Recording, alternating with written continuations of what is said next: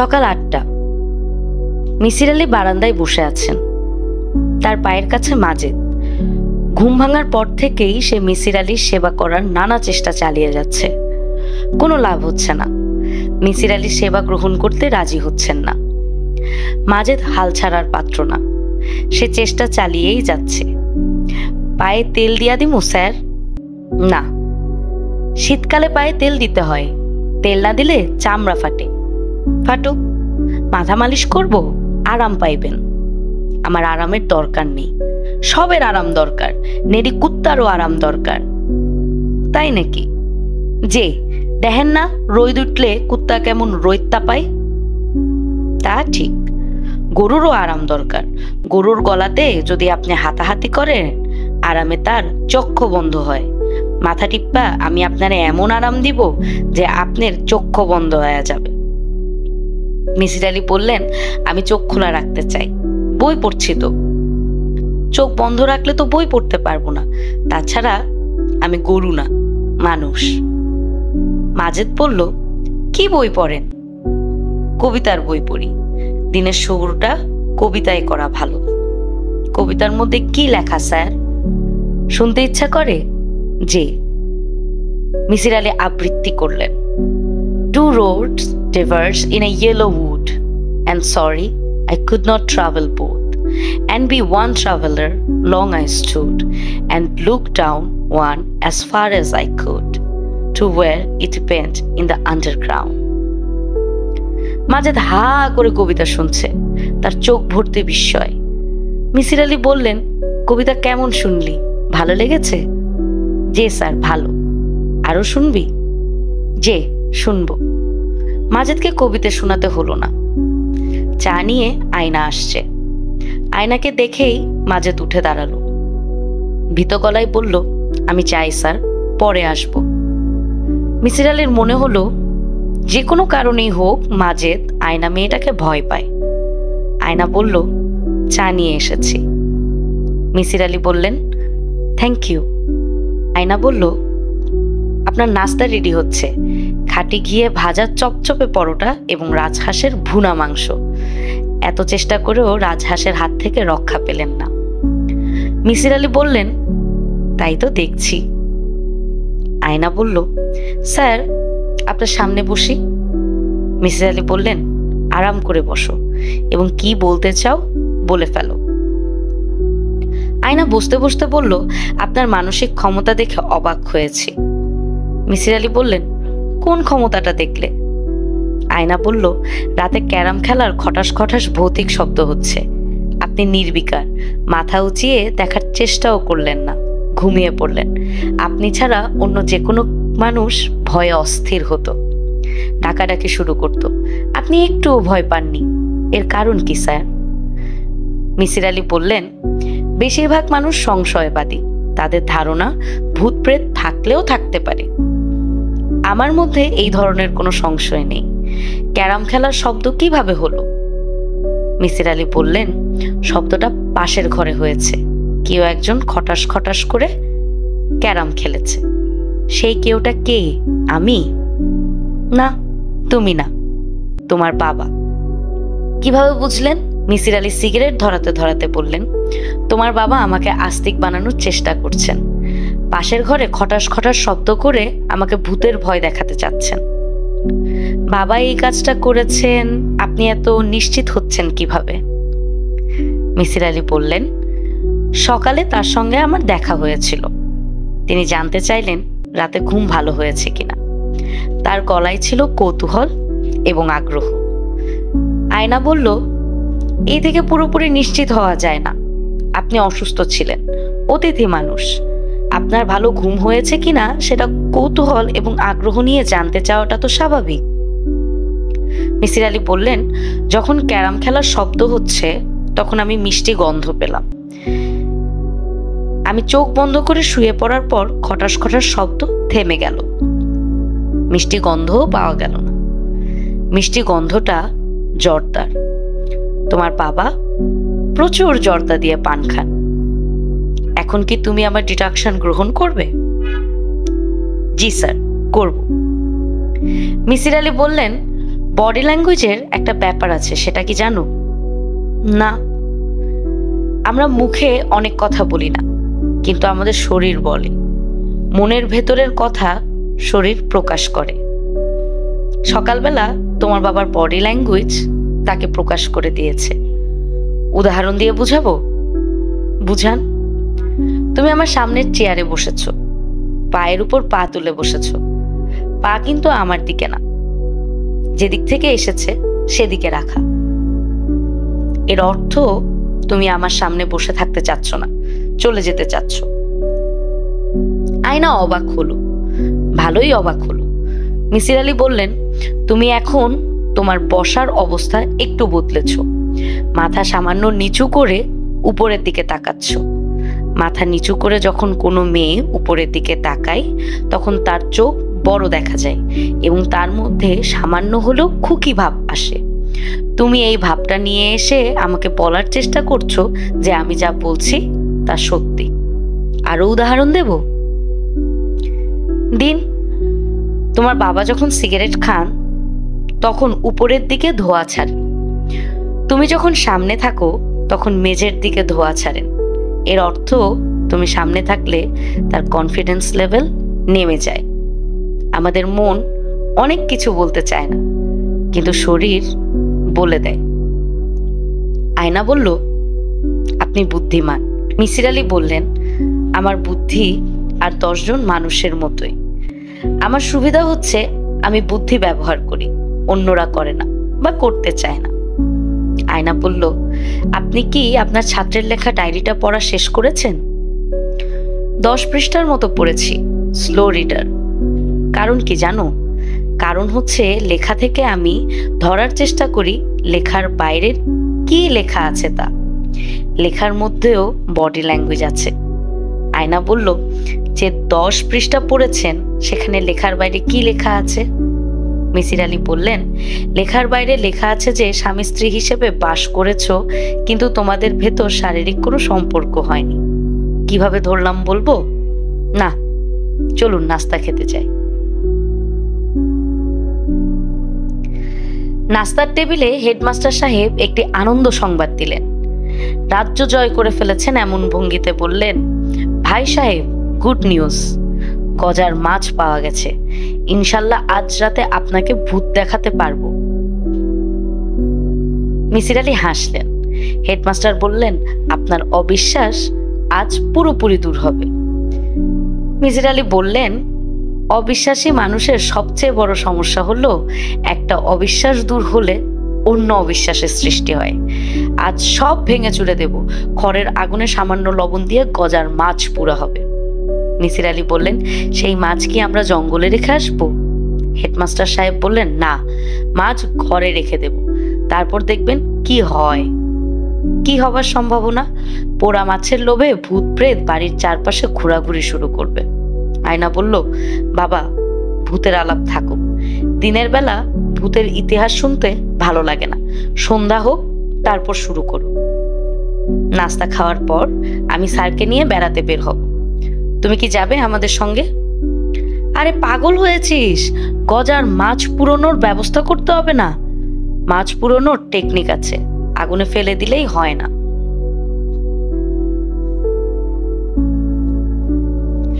আয়না মিসির আলীকে নিয়ে বটগাছের কাছে এলো। সে কাঁধে ঝুলিয়ে পাটের ব্যাগ এনেছে। সেখান থেকে ক্যামেরা বের করে বলল, বটগাছের ছবি তুলতে চেয়েছিলেন, ছবি তুলুন। মিসির আলী হাতে ক্যামেরা নিলেন। একবারও জানতে চাইলেন না তিনি যে ছবি তুলতে চেয়েছেন সেটা আয়না জানলো কিভাবে। মাছরাঙার ছবি তুলুন। মিসির আলী মাছরাঙার ছবি তুলে বলল, তোমার একটা ছবি কি তুলে দেব? আয়না না সূচক মাথা নাড়ালো। মিসির আলী বললেন, তুমি এখন মুখের ভাষায় না বলনি, শরীরের ভাষায় মাথা নেড়ে না বলেছ। শরীরের এই ভাষাটা আমরা সবাই জানি। এই ভাষার উৎপত্তি কিভাবে জানো? জানি না। জানতে চাও? চাই। মিসির আলী বললেন, না বলার এই শারীরিক ভাষা তৈরি হয়েছে আমাদের শৈশবে। একটা শিশুকে মা খাওয়াচ্ছে, সে কথা বলা শিখেনি, তার পেট ভর্তি হয়ে গেছে, সে এবার খাবে না, তখন তার মুখের কাছে খাবার নিলে সে মুখ সরিয়ে নিবে। যেখানে মুখ সরিয়েছে সেখানে খাবার নিলে মুখ আরেক দিকে সরাবে। না সূচক মাথা নাড়ানাড়ি চলতেই থাকবে। বুঝতে পারছো? পারছি, এবং অবাক হচ্ছি। আমি যে তোমাকে ইচ্ছে করে অবাক করতে চাচ্ছি সেটা বুঝতে পারছো? পারছি। কেন তোমাকে অবাক করতে চাচ্ছি সেটা বুঝতে পারছো? বুঝতে পারছি না, এবং বুঝতে চাচ্ছিও না। স্যার, আপনি আর কতদিন থাকবেন? পরশু চলে যাব। যে মিশন নিয়ে এসেছিলেন সেটা কমপ্লিট হয়েছে? মোটামুটি হয়েছে। আয়না মেয়েটির রহস্য ধরে ফেলেছেন? অনেকখানি ধরেছি। তুমি নিজে তোমার সম্পর্কে যা লিখেছো তা যদি পড়তে দাও তাহলে পুরোটাই বুঝতে পারবো। দিবে? আয়না স্পষ্ট গলায় বলল, না। মিসির আলী বললেন, চলো বসি। আয়না ক্লান্ত গলায় বলল, চলুন। দুজন চুপচাপ বসা। মিসির আলী নদীর দিকে তাকিয়ে আছেন। আয়না দুঃখী দুঃখী ভঙ্গিতে মিসির আলীর দিকে তাকিয়ে আছে।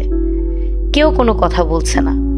মিসির আলী বললেন, চুপচাপ বসে না থেকে গল্প করো। আয়না বলল, আপনি গল্প করুন, আমি শুনি। কি গল্প শুনতে চাও? আয়না বলল, আপনার ছাত্রের কাছে শুনেছি আপনার একটা ফাইল আছে, সেখানে যেসব রহস্যের আপনি কোনো মীমাংসা করতে পারেননি সেই সব অমীমাংসিত রহস্যের কথা লেখা। ঠিক শুনেছ। সেসব গল্পের একটা শুনান। আপনার ব্যর্থতার গল্প শুনি। নাকি আপনার আপত্তি আছে? কোনো আপত্তি নেই, বরং আগ্রহ আছে। আমি রহস্য ভেদ করতে পারিনি, অন্য একজন পারবে। সেই অন্য একজন তুমিও হতে পারো। গল্প শুরু করুন। মিসির আলী শুরু করলেন। বছর 15 আগের কথা। আমার কাছে একটা কিশোরী মেয়ে এসেছে, 14-15 বছর বয়স।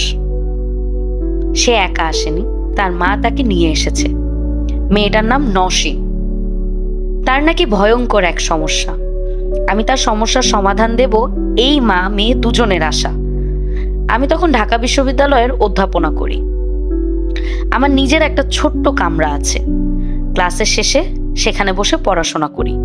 মেয়ে এবং মেয়ের মা সেখানেই বসেছে। আমি মেয়েটির দিকে তাকিয়ে বললাম, কি সমস্যা গো মা? মেয়ে ভীত চোখে মার দিকে তাকালো। সে তার সমস্যা নিজের মুখে বলতে চায় না, মাকে দিয়ে বলাতে চায়। তার মা বললেন, নসীন কি যেন দেখে। আমি বললাম, কি দেখো? নসীন আবার তার মার দিকে তাকালো। আমি বললাম, তোমার সমস্যা তোমাকেই বলতে হবে, খোলাখুলি বলতে হবে, এবং আমার চোখের দিকে তাকিয়ে বলতে হবে। কোন ক্লাসে পড়ো? ক্লাস 10।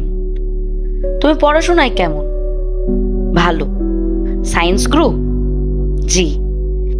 এই তো কথা বলতে পারছো, এখন সমস্যা বলা শুরু করো। কোক বা পেপসি খাবে? আনিয়ে দেব? না। শোনো নসীন, তুমি পেপসি বা কোক খেতে চাচ্ছ, তোমার বডি ল্যাঙ্গুয়েজ তাই বলছে, কিন্তু মুখে বলছো না। আমি আনিয়ে দিচ্ছি। কি আনতে বলবো? কোক? 7 আপ। আমি 7 আপ আনতে বেয়ারাকে পাঠালাম। নসীন অনেকখানি সহজ হলো। সে হাত মুঠি করে বসেছিল, হাতের মুঠি সামান্য আলগা করলো। কেউ যখন কিছু বলতে চায় না তখন হাত মুঠিবদ্ধ করে রাখে। 7 আপের গ্লাসে চুমুক দিয়ে নসীন তার সমস্যাটা বলল। সে নাকি খুব ছোটবেলা থেকেই জন্তুর মতো একটা কিছু দেখে। জন্তুটা থাকে মানুষের পেছনে। সব মানুষের পেছনে না, যারা অল্প দিনের মধ্যে মারা যাবে তাদের পেছনে। জন্তুটা দেখতে কিছুটা মানুষের মতো, তবে মুখ গরুর মুখের মতো লম্বা। তাদের চোখও গরুর চোখের মতো। সেই চোখের মণি কখনো স্থির না, সবসময় ঘুরছে। জন্তুর গা থেকে কাঠ পোড়ার গন্ধ আসে। তার হাত পা মানুষের মতো, শুধু হাতের আঙ্গুল অস্বাভাবিক লম্বা। নসীনের মা বললেন, মেয়ে যা বলছে সবই সত্য। আমাদের যেসব আত্মীয় স্বজন মারা গেছেন তাদের প্রত্যেকের পেছনে সে এই জন্তু দেখে ভয়ে অস্থির হয়ে কান্নাকাটি করেছে। যাদের পেছনে এই জন্তু দেখেছে তারা প্রত্যেকেই 7 থেকে 10 দিনের ভেতর মারা গেছে। আমি বললাম, নসীন, জন্তুটার সাইজ কি? কত লম্বা? নসীন বলল, যার পেছনে সে দাঁড়ায় তার চেয়ে সে 1 ফুটের মতো লম্বা হয়। তার মাথার উপর দিয়ে জন্তুটার মাথা দেখা যায়। জন্তুটা গায়ের সঙ্গে গা লাগিয়ে থাকে। জন্তুটার গায়ে কাপড় দেখেছো? সে দেখতে মানুষের মতো। মানুষ জামা কাপড় পরে, জন্তুটা কি পরেছে? নওশীন এই প্রশ্নের জবাব দিল না, চোখ নামিয়ে টেবিলের দিকে তাকিয়ে রইল। আমি তাকে নিয়ে সেদিনই ঢাকা মেডিকেল কলেজে গেলাম। তাকে বললাম, তুমি আমাকে 7 জন রোগী দেখাও যাদের পেছনে ওই জন্তু দাঁড়িয়ে আছে। নওশীন দেখালো। আমি রোগীদের নামধাম লিখে চলে এলাম। নওশীনকে বললাম, পরে তোমার সঙ্গে যোগাযোগ করব। আশ্চর্য হলেও সত্যি 7 জন রোগী 10 দিনের মাথায় মারা গেল। নওশীনকে নিয়ে এই পরীক্ষা আরো 2টো হাসপাতালে করলাম। তার একটি হচ্ছে আজিমপুর হাসপাতাল, যেখানে অনেক সময় মা এবং নবজাতক দুজনই মারা যায়। নওশীন তাও ঠিকঠাক মতো বলতে পারল। সে বলল, যেসব রোগী বিছানায় শুয়ে থাকে জন্তুটা তার পাশে শুয়ে থাকে। বেশিরভাগ সময় গলা জড়িয়ে ধরে শুয়ে থাকে। নবজাতক শিশুর সঙ্গে যে জন্তুটা শুয়ে থাকে সেই জন্তুটার সাইজ শিশুর চেয়ে সামান্য বড়। আমি একটি হাইপোথিসিস দাঁড়া করালাম। জটিল কিছু না, সহজ ব্যাখ্যা। মেয়েটি কোনো বিশেষ উপায়ে মানুষের মৃত্যু সেন্স করতে পারে, হয়তো কোনো গন্ধ পায় বা এরকম কিছু।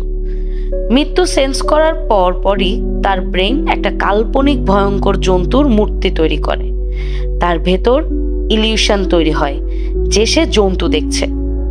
পাশাপাশি আরেকটা হাইপোথিসিস দাঁড় করালাম। এই হাইপোথিসিসে মেয়েটির ভবিষ্যৎ দেখার ক্ষমতা আছে। পুরো ভবিষ্যৎ না, 10-12 দিনের ভবিষ্যৎ। এর মধ্যে যারা মারা যাবে সে জানে, তাদের পেছনেই জন্তু কল্পনা করে নেয়। আমি প্রায় 1 বছর এই ব্যাপারটা নিয়ে ভাবলাম।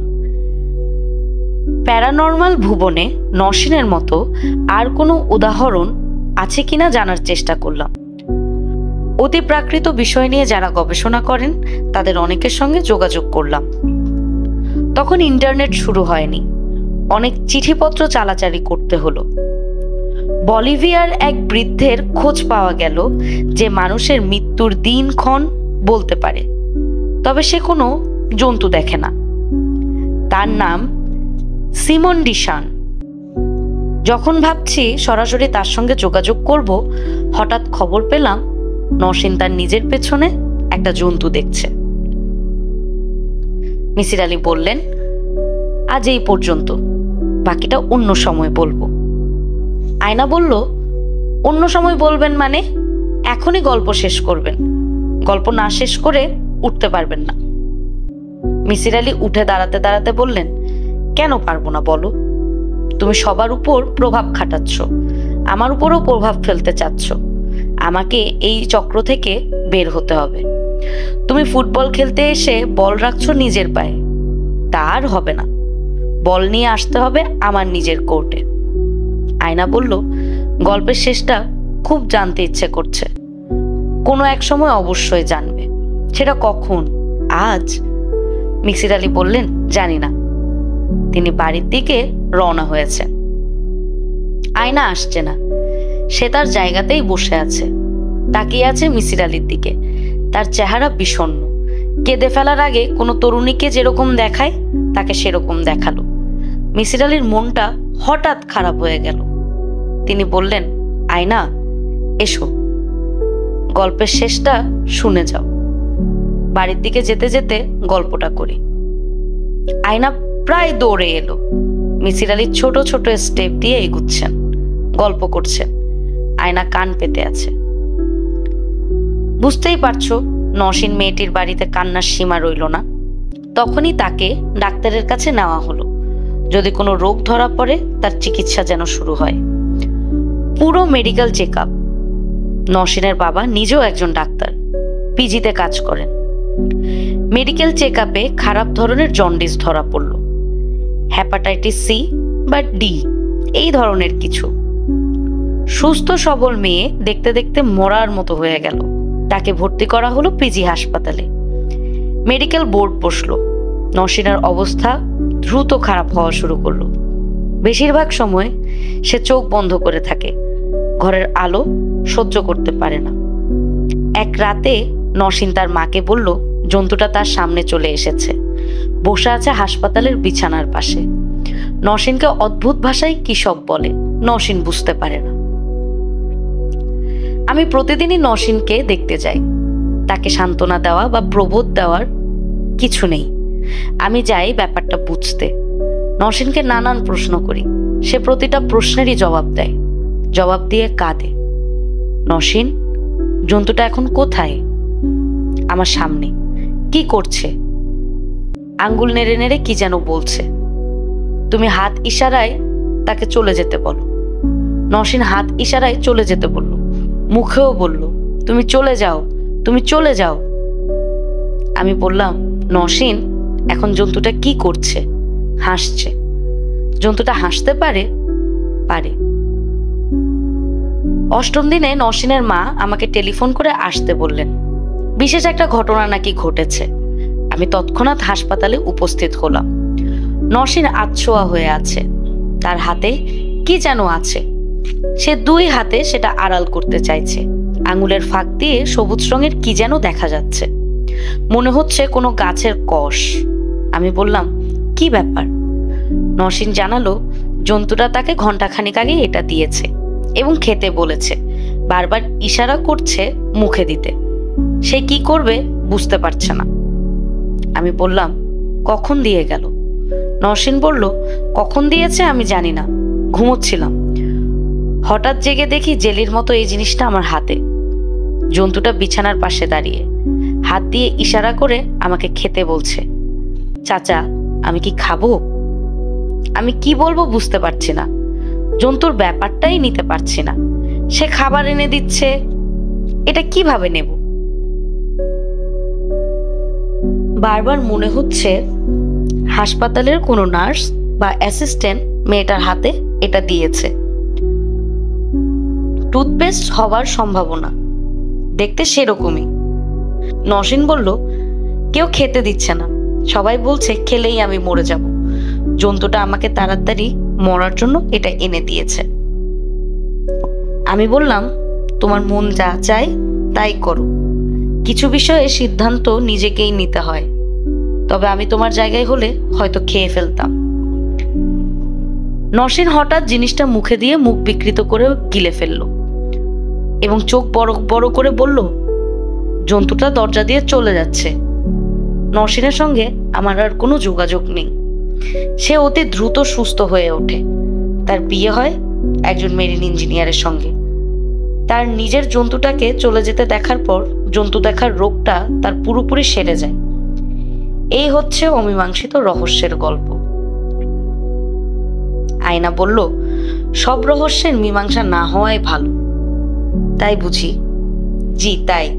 সব রহস্যের মীমাংসা হয়ে গেলে পৃথিবী সাধারণ হয়ে যাবে। আমি চাই না আপনি আমার রহস্যের মীমাংসা করেন। তুমি কি নিজে তোমার রহস্যের মীমাংসা করেছো? যদি করে ফেলো তাহলেই হবে।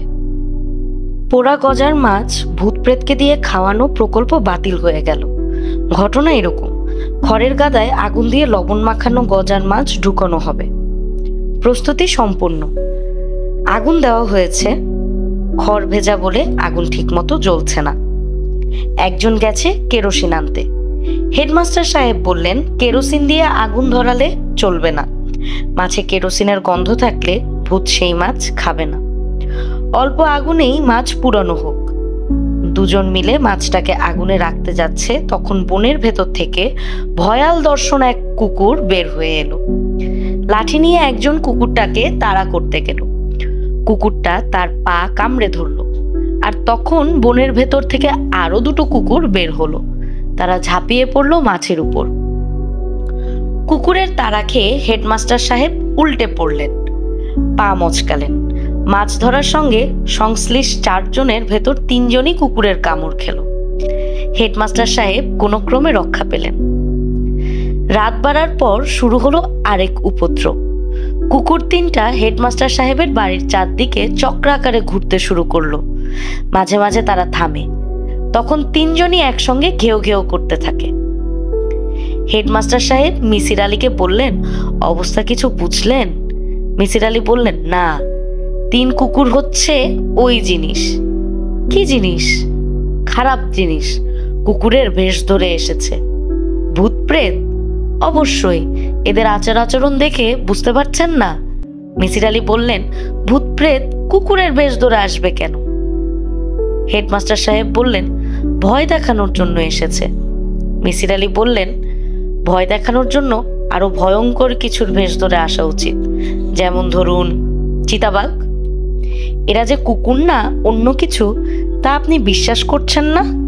মিসির আলী বললেন, না, আপনার কাছে বন্দুক থাকলে আমি বলতাম একটা কুকুর গুলি করে মারতে, তাহলে আপনি ভূত মারার দুর্লভ সম্মান পেতেন। ভাই, আপনার কাছে কি বন্দুক আছে?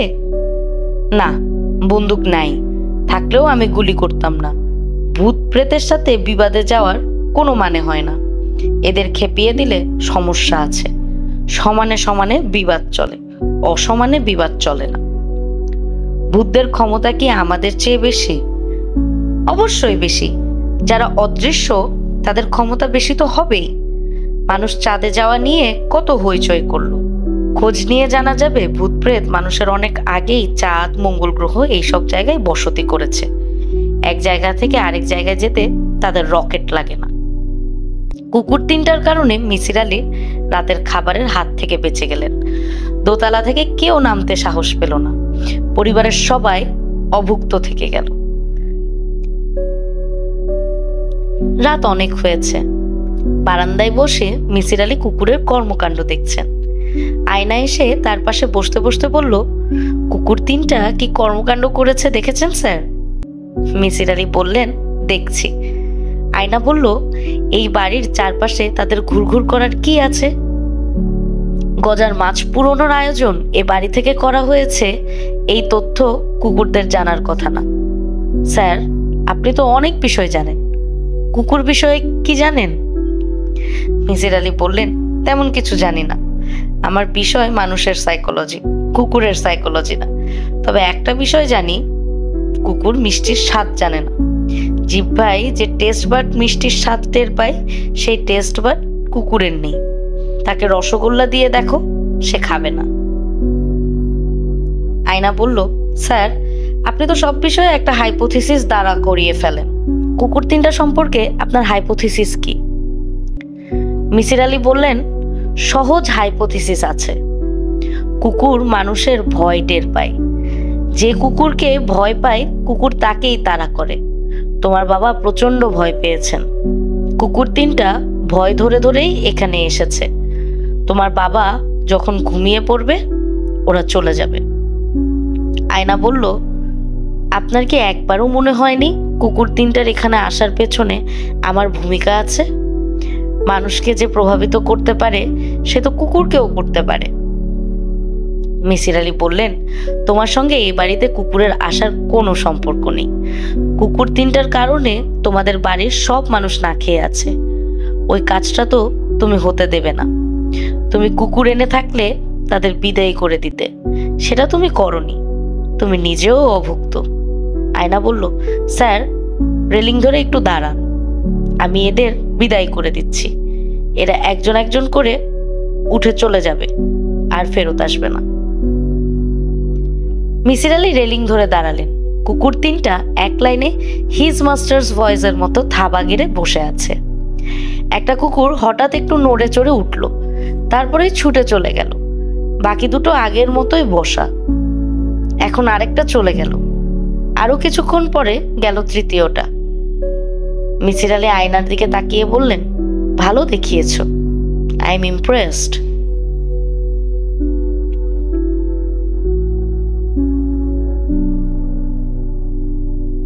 বারান্দায় দাঁড়িয়েও তিনি স্বস্তি পাচ্ছেন না। কুকুরের খোঁজে এদিক ওদিক দেখছেন।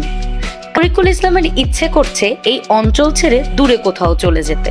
নোটিক সাজেশন বলে একটা পদ্ধতি আছে, ওই পদ্ধতিতে। তরিকুল ইসলাম বললেন, কোনো পদ্ধতিতে কিছু হবে না ভাই সাহেব, তাবিজ কবচ লাগবে। হঠাৎ সে দেখে আপামনির হাত থেকে চিরুনি পড়ে গেছে, আর আপামনি আয়নাটার ভেতর ঢুকে গেছে।